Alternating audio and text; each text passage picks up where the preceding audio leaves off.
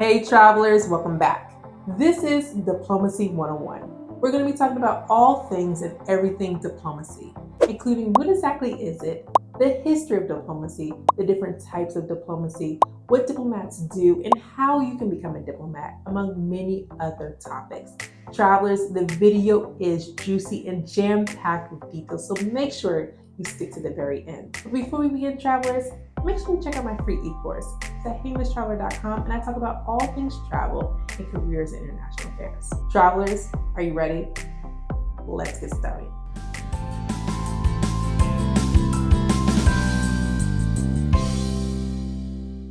On a personal level, without diplomacy between people, there can be an increase in arguments, hostility, tension, and sometimes this can even lead to violence. This can be mirrored on a larger international scale between nations because without diplomacy, there can be increased conflict, and sometimes, unfortunately, this can lead to war. Diplomacy is all about maintaining peaceful and stable relationships between individuals, groups, and nations. Merriam-Webster defines diplomacy as the art and skill of conducting negotiations between nations and the skill of handling affairs without arousing hostility.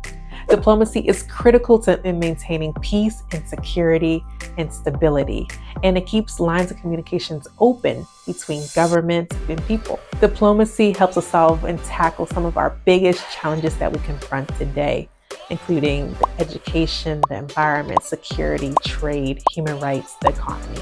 Diplomacy has been around for a very long time, since ancient times. In 2850 BCE, treaties were exchanged in some parts of Mesopotamia, which is now Iraq.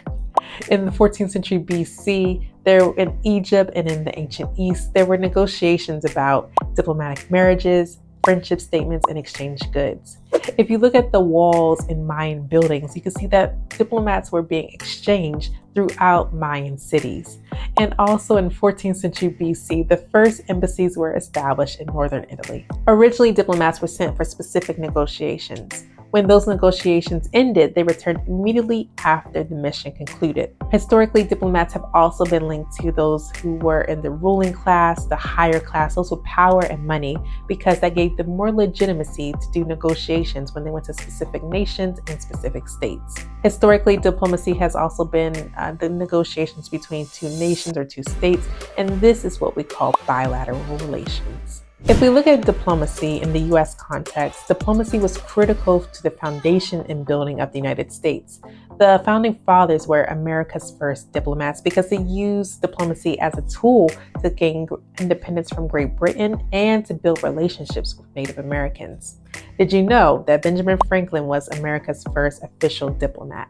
During the Civil War, slavery was a hot-button topic for both citizens and diplomats alike. It can be said that the Union used diplomacy as a tool to win the Civil War. Simply put, the Confederacy wanted international support and wanted to be able to export cotton to European powers. Through Union diplomacy, the Union helped sway European powers from recognizing the Confederacy as a legitimate nation and supporting the Confederacy financially. After the Civil War, the face of diplomacy began to change.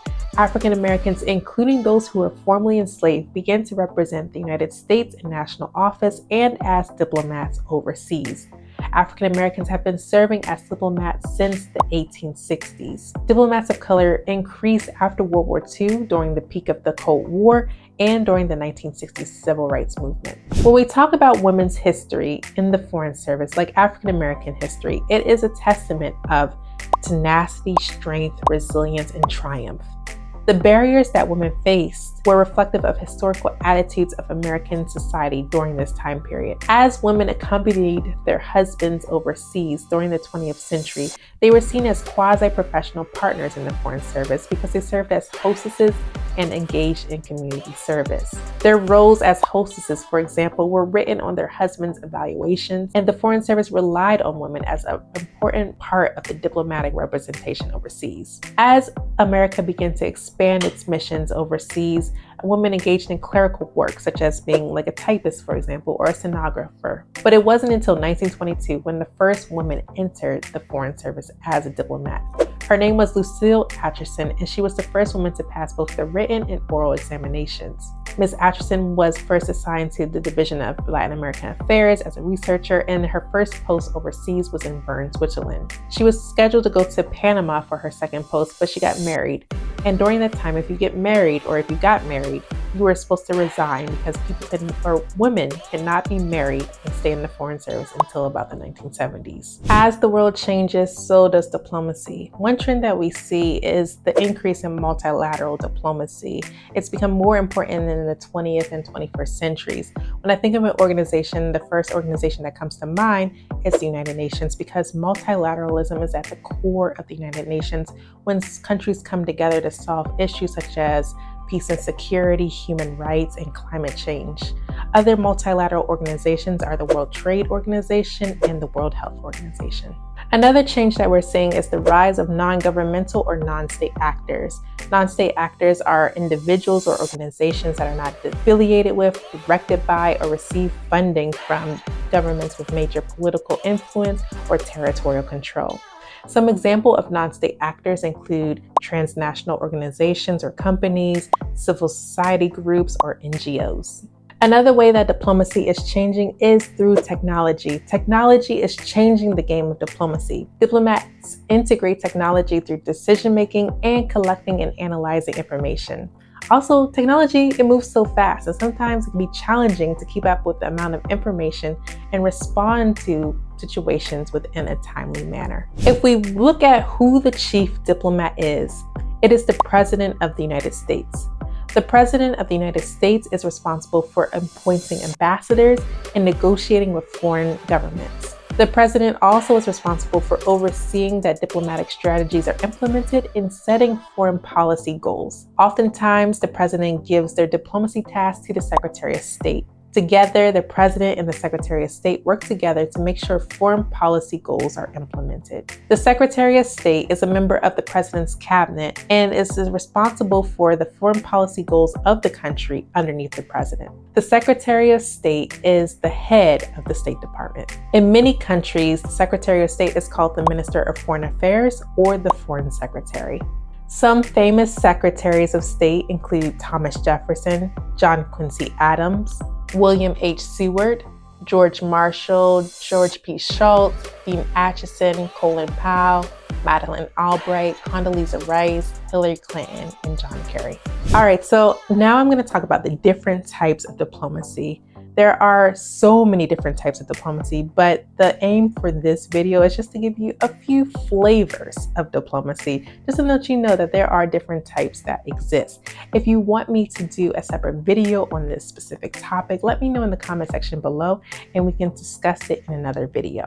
But to begin with, there is economic diplomacy, and economic diplomacy is all about the economic growth and cooperation between nations. Then we have climate diplomacy. Again, it's in the title, but climate diplomacy focuses on climate change and its effect on international relations through diplomatic strategies and channels. You have something called public diplomacy, and public diplomacy is all about speaking openly and directly to the foreign press and to the foreign public within different countries. And this is done in order to build support for policies and to influence opinion.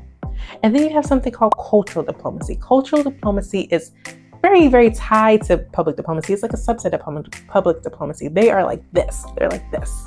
But cultural diplomacy, I wanted to add because it's so cool. There are so many different things that you could do with cultural diplomacy. You could do something with sports. There could be a sports exchange. There could be something with food. Yes, food. You could do art. You could do music. There's so many different forms of cultural diplomacy. And the goal of cultural diplomacy is to build and foster cooperation and mutual understanding between nations. And then you have something called regional diplomacy. And regional diplomacy looks at, you'll have like different countries within the same region, and then they work together to confront different challenges that face their geographic region. For example, you have the AU, the African Union, you have the EU, the European Union, and then you have ASEAN, which is Southeast Asia. So those are some different types of diplomacy. Let me know if you want to know more. All right, so this is probably the most important part of this video, and it is, what can a US diplomat do for you? For U.S. citizens, a U.S. diplomat can help you in two different ways. They can help you in non-emergency situations and emergency situations. And for example, if you lose your passport or you need something called a consular report of birth abroad, you visit the consulate or the embassy and you'll be helped by what is called a consular officer, or a consular officer is a type of diplomat, and they will be able to help issue these documents to you.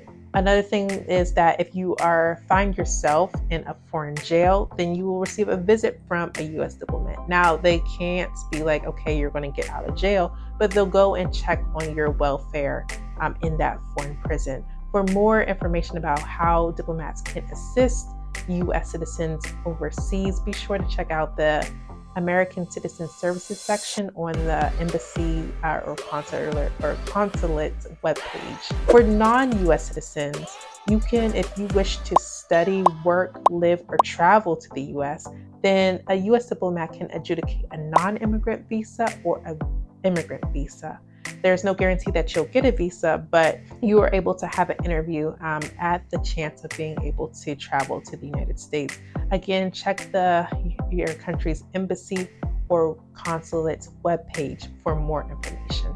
All right, so I'm going to go over how to become a diplomat, the short version. If you would like to see a more comprehensive guide to becoming a diplomat, I made a video about it. Be sure to check it out. So the very first thing is you need to be at least 20 years old to apply. And you need to know that there is no educational level or foreign language required to become a U.S. diplomat. The next thing is you have to decide what kind of diplomat you want to be. So with the State Department, there are 5 different types of diplomats. You have economic, consular, political, management, and public diplomacy. Also note that there are other agencies that have diplomats as well, such as the Agricultural Service, the Commercial Service, USAID, for example. Once you figure out what kind of diplomat you would like to be, you want to sign up for the FSOT. When you sign up for the FSOT, you'll submit your narratives and you'll choose a date to when you want to take the test. Now note that this test is offered 3 times a year. So after you take the FSOT, your application will be reviewed. When your application is reviewed, the successful candidates will receive an offer to take what is called the orals, the oral part of the assessment. And in the oral part of the assessment, there are 3 different parts. There's case management, there is the structured panel interview, and then there is a group activity or a group role-playing assignment. And so you'll go and do the orals. Successful candidates for the orals will begin to hold their suitability and their security clearances. And then after that, if you are off of the register, if you get off of the register, then you get an offer as a foreign service officer. So those are like the brief steps. For the longer video, be sure to check it out. I hope this helps. All right, travelers, well, that concludes today's video. This is a pretty comprehensive video all about diplomacy, and I hope you enjoyed it. I hope you learned a lot. And if you did, be sure to let me know in the comment section below. Also, let me know future video ideas that you would love to see. Be sure to like the comment button and smash the subscribe button for more content like this.